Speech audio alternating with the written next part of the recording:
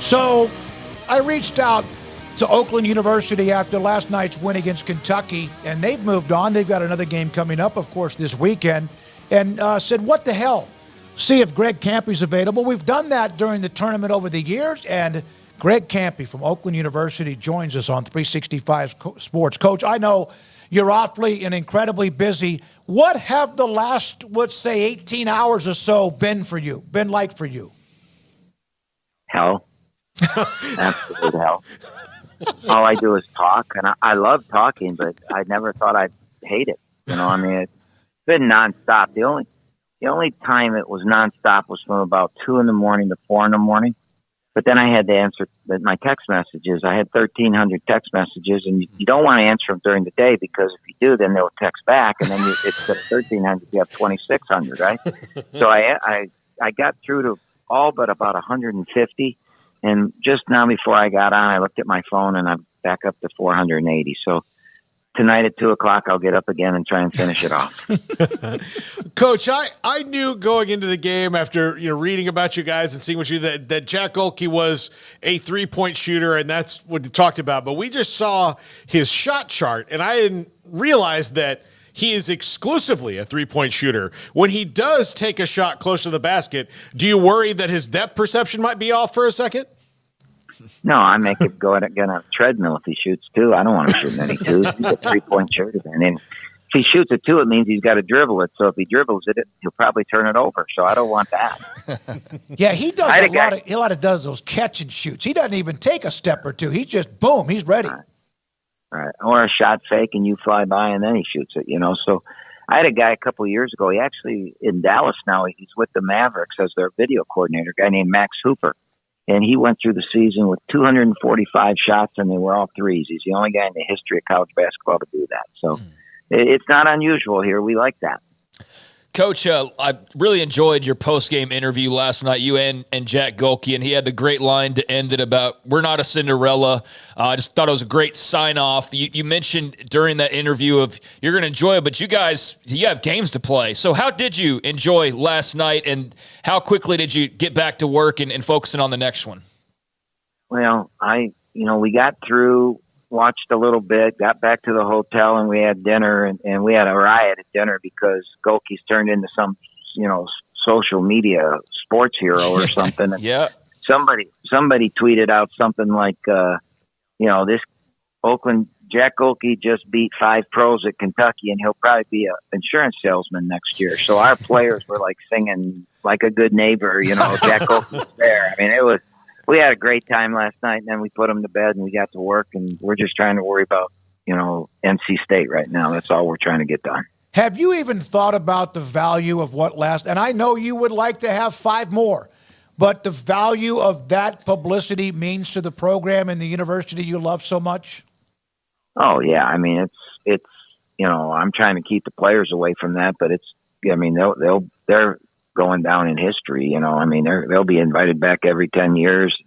They probably won't ever have to pay for a meal again in Rochester. I mean, that's unbelievable what it did. But our school website crashed last night. There were so many hits on it. And then today, this is a funny story, man. Today, our school, the online T-shirt sales, we sold $8,000 worth of T-shirts to Louisville.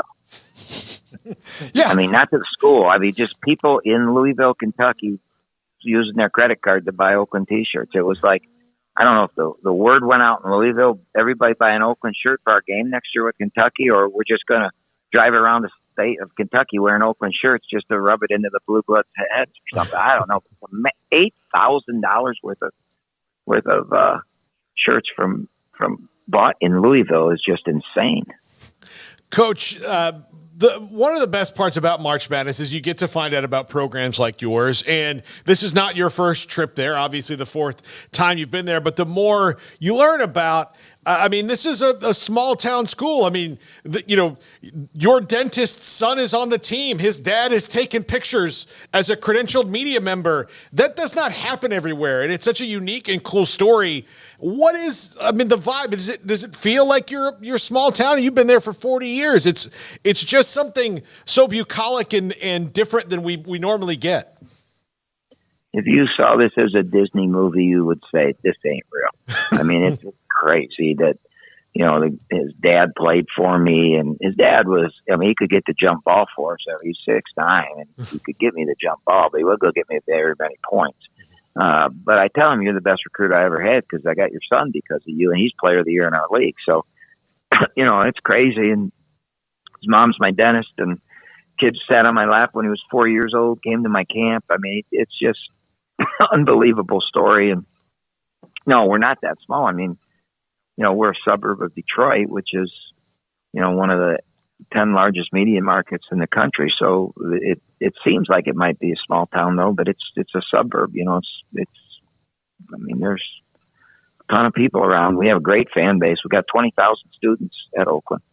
So it's not some little school. So you've said try to keep the players, although let them enjoy this, but also let them understand that there's something else. How quickly have they responded to getting refocused for round 2?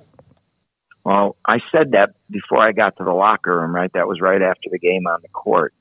And when I got to the locker room, I didn't have to worry about it because, usually they show the locker rooms and the coaches are doing all these fancy dance moves, which I can't do. So, if they played Barry Manilow music, maybe I could do something. But, I don't know what the hell these coaches do. And the players are acting like they won the national championship, spraying water everywhere and things like that. I walked into my locker room, they're just sitting there. They're just sitting there. They're having a good time, laughing and that, but there's no, they got a higher cause. They know how important this game Saturday is. And while they're pretty full of themselves for winning that game, they surely didn't take it to a level that would get me to be concerned. And we had a great practice today. We're focused on what we're going to do, and I think we'll be ready to play tomorrow. How much of an advantage is it that you do have guys that are juniors and seniors that have been with the program and bright lights, even though these lights are the brightest, don't bother them as much, or they've been through different things, as opposed to a team, you played Kentucky last night. A lot of guys are going to be NBA players, but this is also their first big-time night that they've really had. Yeah, we played an unbelievable non-league schedule, though. Now, those games, they're not on primetime TV. They're on the Big Ten Network or something like that. And while they mean a lot at that time, it doesn't have the pressure that game had last night. But I think the pressure was more on Kentucky, especially when we showed them that we were going to play with them. It wasn't going to be a 40-point blowout. And I think the pressure was more on them than it was us. But we could have won at Ohio State. Or no, we should have won at Ohio State. We could have won at Illinois, and we did win at Xavier. We lost at Michigan State. We lost at Dayton. So we played everybody. We knew that we can compete, and we knew that we had a chance to win. We didn't care who we were playing. And so I think that played a big part in what you're saying. So, Coach, Tom Izzo had some comments earlier in the week about the tournament.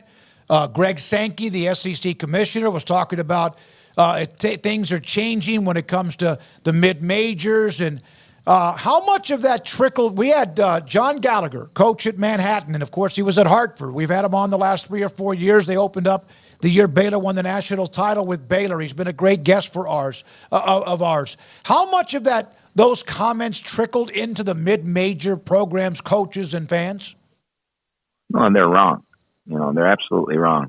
You got the greatest sporting event in the world. Mm-hmm. If it's not the greatest, it's one of the top 3. You got the World Cup, you got the Super Bowl, and you got this. And the opening weekend's the weekend that matters. I mean, there's a lot of people watching in the Sweet 16 and the Final Four, but those are the core basketball fans. You got everybody watching with a bracket in this first week. And if you change this, it's just stupidity and you can quote me on that, man. Oh, yeah. It's stupidity. It is just utter stupidity. You got the best event in the world. Why would you change it over greed? Pigs get fed, hogs get slaughtered, man. You do not want to change this tournament. Coach, amen. It is perfect. It's the 5-star steakhouse. Like, you can't do any better. Like, what are you trying to do? Like, it's so wonderful. Yep, it really is. But people change the world, and it depends on who's in charge. And you get the wrong people in charge, and you do stupid things that have to be corrected later. But I don't know if you can ever put the toothpaste back in something like this if you change it. So better be very, very careful before you change it. Hey, Greg, I know you're busy. You have text messages probably coming in while you're on with us, and you have other interviews to do. Thanks to Reedy for help setting this up, Michael for setting this up. It really is great to have you on the show. Wish you the best, and hopefully we're talking to you again maybe next week. Congratulations. Keep it going. What a story. And as Gohlke said, we're not Cinderella. Thanks for your time. Thank you for having us on. It was really, really nice of you. And if you want me back and we win, I'll come back. You got it. Coach. That's a great – thank you. Greg Kampe, the head coach at Oakland, been there 40 years, since the mid-'80s. And we could have gone on and on, but he has other interviews